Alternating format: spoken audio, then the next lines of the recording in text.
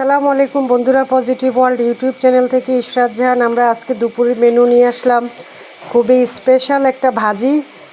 শালগম দিয়েছি, তারপরে দিয়েছি হলো সিমের বিচি, ডিম দিয়ে করেছি। আসলে শালগমটা কিন্তু এখনকার সময়ের জন্য খুবই উপযোগী, শরীর কিন্তু খুবই টাটকা রাখে, হেলদি থাকে।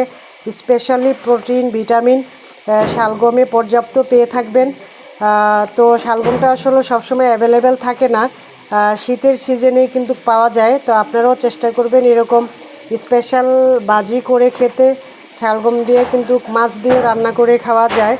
তো পজিটিভ ওয়ার্ল্ড ইউটিউব চ্যানেল থেকে আমার চ্যানেলটাকে প্লিজ সাবস্ক্রাইব করবেন। নতুন বন্ধুরা যারা আছেন, যারা করেছেন তাদেরকে অনেক ধন্যবাদ।